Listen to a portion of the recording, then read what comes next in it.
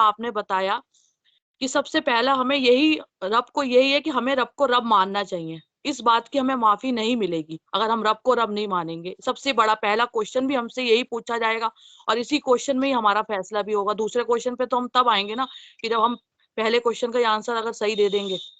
तो बाबा जी अब जैसे सैटर्न बाबा जी अब जैसे सैटर्न ने रब को माना, उसने रब को तो रब माना, लेकिन आप कहते हैं उसने रब की बात नहीं मानी। उसने मतलब जब एडम जी को बनाया गया था तो उसने सजदा करने के लिए मना कर दिया था कि मैं उसको मत्था नहीं टेकूंगा, वो मिट्टी का बना है और मैं आग का बनाऊं। तो बाबा जी मेरे मन में बस यही बात है, आप कहते हो कि जितने मर्जी भले गलत काम करो लेकिन रब को तो रब मानो। अगर एक बंदा 100 दिन में 100 गलत काम करता है, अगर वो अपने दिल में इस बात का रखता है कि हाँ वो मेरा रब मुझे देख रहा है, कम से कम मतलब यही है बाबा जी की जो सैटन है उसने रब को तो मना नहीं करा ना रब मानने से, भले वो गलत का उसने रब की बात नहीं मानी। तो इस पे बाबा जी थोड़ा सा मुझे क्लैरिटी और चाहिए थी, ये बात थोड़ी सी समझ नहीं आई। मजे की बात यह है कि इतना सुंदर क्वेश्चन, इतना प्यारा क्वेश्चन, यकीन जानिए कि मेरे से पहले नहीं कभी किसी ने ये पूछा है। वाकई बड़ा अजीब लगता है ये बात सोच के। असल में बेटे हमारे में और सैटर्न में ना बहुत अंतर है, बहुत डिफरेंस है। वो डिफरेंस किस चीज का? वो डिफरेंस ये है कि सैटर्न के इनकार से पहले सैटर्न को करोड़ों साल मिले थे रब से जुड़ने के लिए, और उन करोड़ों सालों के अंदर कोई इनकार नहीं था, सिर्फ इकरार ही इकरार था, सिर्फ पूजा ही पूजा थी, सिर्फ प्यार ही प्यार था। वो जमीन के ऊपर जब आया था, पृथ्वी पे जब आया था, तो वो एज ए जिन आया था और इतनी उसने पूजा करी कि रब ने उसकी ग्रेडिंग जिन्नों से उठाकर फरिश्तों के साथ कर दी। उसको एंजल जैसी कैरेक्टरिस्टिक्स देके उसको फर्स्ट आकाश पे बिठा दिया। वो वहां भी इसी डगर पे चलता रहा, सेकंड पे गया, थर्ड पे, फोर्थ पे, फिफ्थ पे, सिक्स्थ पे, सेवंथ पे। एक हस्ती जो जमीन से चली हो और वो सातों आसमानों का सफर तय कर ले, करोड़ों सालों तक वो रब के साथ जुड़ी रहे, और सत्या के आखिरी स्टेज जहां बिल्कुल रब के वेरी करीब, वेरी क्लोज होके वो रब के साथ बात भी करता था और रब से राजो न्याज की बातें भी करता था, ऐसी जगह तक इस अजाजील को रसाई हासिल थी। अब दूसरी तरफ एक इंसान, हमें तो रब ने वो उस वक्त जब सब लोग आत्माएं थे तब क्रिएट तो कर दिया, और क्रिएट होने के बाद हमें इस पृथ्वी पे दे मारा, करोड़ों अरबों खरबों मील का सफर और पता नहीं कितने लाखों साल की दूरी। वो बातें किसी के कॉन्शियसनेस में याद ही नहीं रहती कि जब हम वो उधर आत्मिक लोक में थे तो ऐसे रब से भी बात हुई थी, रब ने भी हमसे पूछा था। हम तो एक तरह से अंधे कुएं में आकर गिर जाते हैं। यहाँ आकर इस अंधेर नगरी के अंदर रब को रब की हिकमतों से और कुदरतों से पहचानने के सफर का आगाज करते हैं।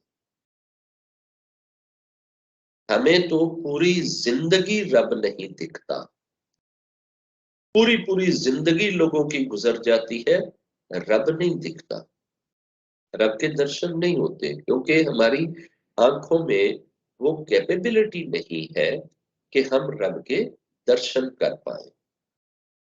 अब हमारी दूरी और अज़ल की नजदीकी, दोनों में जमीन आसमान का डिफरेंस है। बल्कि जमीन आसमान का क्या, जमीन और सत्या का डिफरेंस है, क्योंकि वो तो सत्या तक चले गया था ना।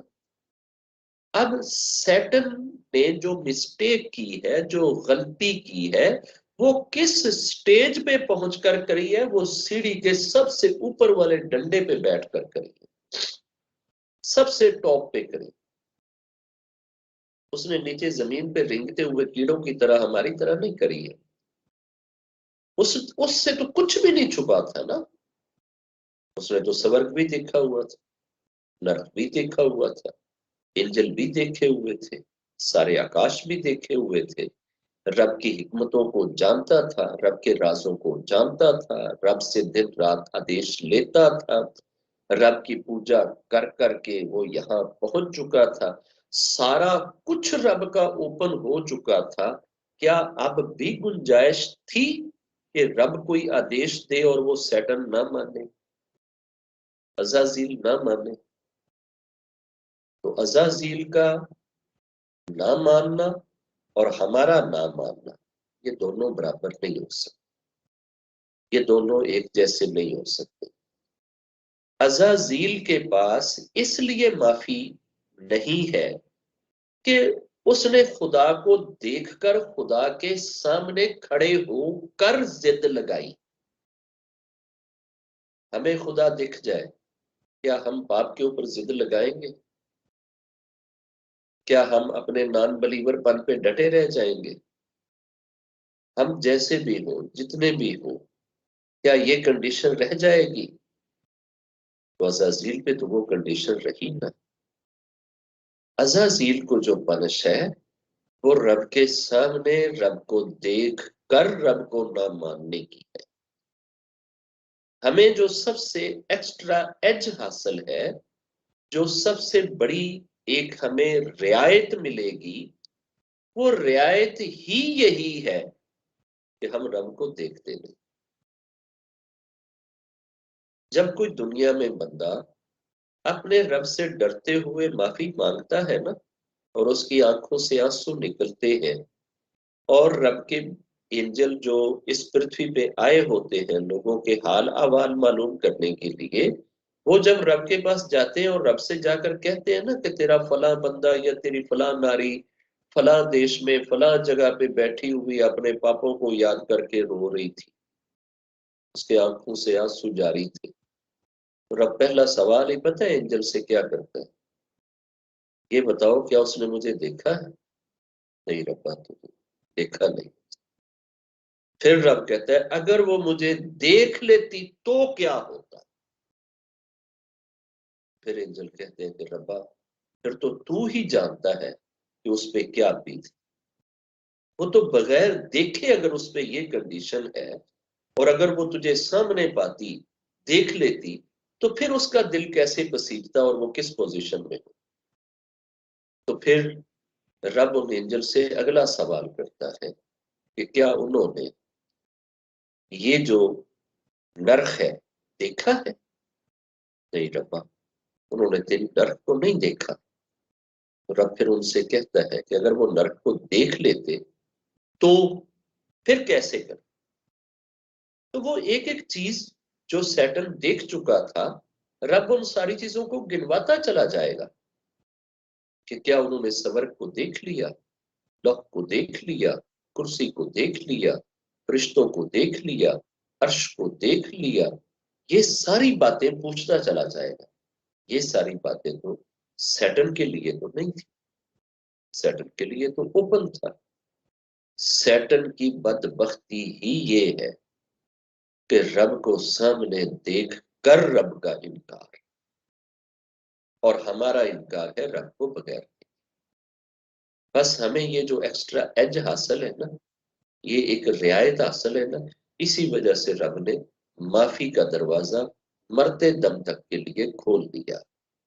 यार चूंकि उन्होंने मुझे देखा भी तो नहीं ना, जमीन पे पड़े हुए हैं ना, अगर वो पाप करते हैं या गुनाह करते हैं, मुझे बार बार भूलते हैं, तो कोई बात नहीं, वो मुझे मानते तो है ना, कन्फेस तो करते हैं ना, कहते तो है ना कि खुदा है और हमने खुदा के पास जाना है। अगर वो इस ख्याल में है, ये खौफ उनको है, और वो मुझे एक मानते हैं, मुझे अपना रब मानते हैं और मेरे पास आने पे बिलीव रखते हैं, तो चलो मैं उनके पापों की सजा उनकी कम कर देता हूँ, उनको माफ कर देता हूँ। तो हमारी माफी का एंगल और है, और सैटन के पाप का एंगल और है।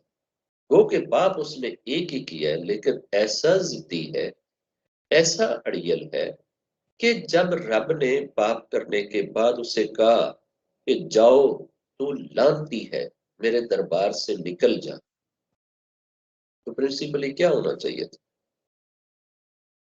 अगर एक बच्ची अपने माता पिता के घर जाती है शादी के बाद और किसी बात पे अपनी माँ से, अपने बाप से लड़ पड़ती है, झगड़ा हो जाता है और माँ या बाप उसको डांट देता है कि जाओ तू दफा हो जा, तू हमारी बेटी ही नहीं है, तो अगर वो बेटी शर्मो हया वाली हो, गुणों वाली हो, लज्जा वाली हो, तो क्या करती है? फौरन अपना दुपट्टा उतारती है, अपने माता पिता के चरणों पे डाल देती है, बाबा मुझसे गलती होगी, मुझसे खता होगी, मैंने आपका दिल तोड़ दिया, मैंने आपको तंग कर दिया, सता दिया, रुला दिया, तुम तो बाबा हो, तुम तो माता हो, तुम तो माफ कर दो अपनी बेटी को। तो एक माँ या बाप एक सेकंड नहीं लगाता उसे माफ करने में, वो तो खुदा था। और अगर खुदा ने उसे कहा ही था कि जा तू लानती है, मेरे दरबार से निकल जा, तो प्रिंसिपली क्या होना चाहिए था? असूलन तो ये होना चाहिए था कि सैटन को फौरन एहसास होता और कहता, रब्बा तू एक सजदे की बात करता है, जब मैंने करोड़ों साल जमीन पे सजदा कर दिया है तो मैं करोड़ साल का सजदा एडम को भी कर देता हूँ, मुझे माफ कर। आज मैं सर रखूंगा और 1 करोड़ साल के बाद सर उठाऊंगा, ये बात नहीं कही जा सकती? क्यों नहीं? क्यों नहीं पीछे हट के एक बार भी माफी मांगी? क्यों ना अपने रब से ये कहा कि मेरे से गलती हो गई? क्यों ना उस चीज पे नदामत करी? इसका नदामत ना करना, इसका डट जाना, ये गुनाह की पहली जड़ है। ईगो, अना, जिसके ऊपर हमने पता नहीं कितनी वीडियोस कर डाली थी, ये यहां से गुनाह जो है फूटता है, गुनाह को रस मिलता है, एसेंस मिलता है, अर्क मिलता है। अब ये सारी की सारी चीजें अगर इंसान के सामने पहले से मौजूद है, को के इंसान को खुदा नहीं नजर आ रहा, स्वर्ग नहीं दिख रही, नरक नहीं दिख रही, डे ऑफ जजमेंट नहीं दिख रहा, लोगों के अहवाल नहीं दिख रहे, हम पास्ट में नहीं जान सकते, फ्यूचर नहीं देख सकते, हम तो प्रेजेंट में जीते हैं। इसके बावजूद, इसके बावजूद हमारे ये सारी की सारी चीजें जो है, ये जितनी गुनाह की पदाश में जाती है, वो उस अना और ईगो की वजह से जाती है। इसी अना और ईगो से सैटन अभी तक डटा हुआ है। अगर ये अना और ईगो हमारे अंदर आ गई तो हमें ये सैटन की तरह अकड़ा देगी और हम भी वो अड़ियल टट्टू बन जाएंगे कि जो मर्जी हो जाए कभी खुदा को नहीं मानेंगे। तो रब ने ये सारा कुछ हमें दिखाने के लिए ये सारी चीजें कर दी है। अगर ये सैटन का वाकया ना हो तो यकीन जानिए 50% क्या 70% फेथ को सीधा रखने के लिए दलील ही नहीं बनती। एक सैटन का वाकया ही इंसान को हमेशा हमेशा के लिए सीधा रखने के लिए काफी है। सैटर्न के वाकया से आपको पता चलता है कि अगर करोड़ों साल की पूजा करी हो, करोड़ों साल की पूजा करी हो, एक अना का बीज, एक ईगो का बीज, एक ईगो की तीली अगर मैंने जला दी तो मेरी करोड़ों अरबों साल की पूजा राया हो जाएगी, जाया हो जाएगी, अकारत चली जाएगी, जल के राख हो जाएगी। ये बात इंसान को नहीं समझ आती कि मेरी 80 साल की पूजा, मेरे 100 साल की पूजा, मेरी 150 साल की पूजा, अगर मैंने अपने अंदर एक अना और ईगो की मूर्ति बना रखी हुई तो क्या बनेगा? ये सारी बातें हमें खुदा की तरफ जाने में हमारे लिए मददगार है, हेल्पफुल है, साइन है हमारे लिए। तो हमें कोई सैटन की इस नाकामी पे बगले नहीं बजानी चाहिए या खुश नहीं है। रब से हम सैटर्न के लिए भी यही कहते हैं कि उसे हिदायत मिले, और सैटर्न को भी ये मशवरा देते हैं कि बाजी तू सानू भी ना बर्बाद कर, अपने आप को भी ठीक कर ले, खुद ठीक हो जाएगा तो शायद असी भी ठीक ज्यादा रह जाइए, असी भी बेहतर हो जाइए। इस सैटर्न को तो रब डे ऑफ जजमेंट वाले दिन भी यही बात कहेगा कि सुना भाई, हुण ते तू बड़ा लंबा अरसा रह के आ गया है ना, फर्स्ट मानव जाति तो लैके आखिरी मानव जाति तक तेनू लंबी उम्र मिल गई है ना, तेरी दरम्यान च किधरे डेथ नहीं हुई ना, तेनू कदी कोरोना नहीं होया, कदी बुखार नहीं होया, कदी तेरा एक्सीडेंट नहीं होया, कदी तेरे सर दर्द नहीं हुई, कदी तेरे वक्खी च पीड़ नहीं हुई, तेनू कुछ भी नहीं होया। तो साइमल्टेनियसली कंटिन्यूसली लगातार स्वस्थ रह के हट्टा कट्टा मौज करके आ गए करोड़ा साल, हुण दस करना ही सकदा?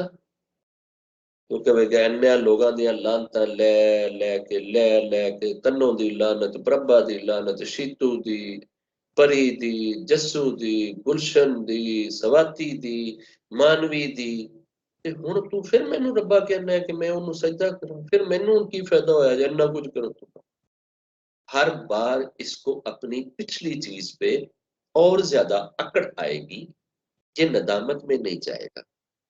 तो अगर हमें पूजा और पाठ अकड़ाने के लिए हो तो रब को ऐसी पूजा और पाठ की जरूरत ही। अगर रब ਨੂੰ सिर्फ पूजा की लोड़ ही ਹੁੰਦੀ ਤੇ ਬੜੀਆਂ ਟੋਕਰੀਆਂ ਭਰ ਕੇ ਲੈ ਗਿਆ ਸੀ रब को, ठीक है, ਇੰਨੀਆਂ ਟੋਕਰੀਆਂ ਲੈ ਗਿਆ ਸੀ ਕਿ ਜ਼ਮੀਨ ਤੇ ਅਸਮਾਨ ਇਹਨੇ ਭਰ ਛੱਡਿਆ ਸੀ ਟੋਕਰੀਆਂ ਨਾਲ, ਇੰਨੀ पूजा ਦੇ फल इकट्ठे करके ਲੈ गया ਸੀ। नहीं चाहिए रब। सॉरी, जितने अब तक एंजल लगे हुए हैं रब की पूजा कर रहे हैं, वो सारे के सारे भी अगर ना करें तो रब को क्या फर्क पड़ेगा?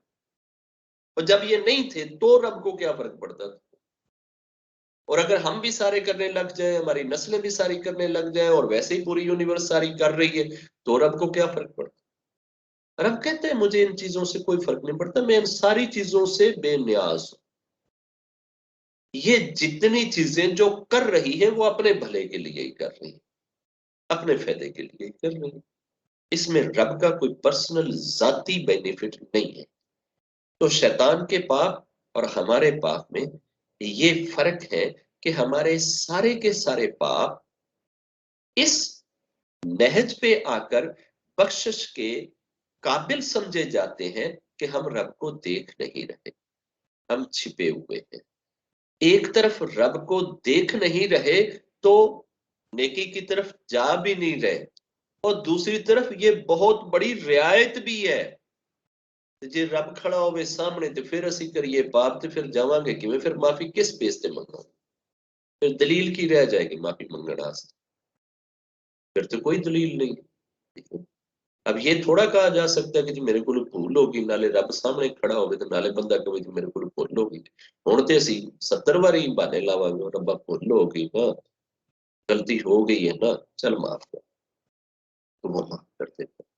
तो रब से दुआ है कि जो उसने हमारे लिए एक रियायत रखी है, रब हमें इस रियायत को बढ़कर यूज करने के काबिल बनाए और इसकी हिम्मत और शक्ति दे, और रब सारों को अपने आप से जोड़, सबको ये हिम्मत और शक्ति दे कि वो रब से जुड़े। जय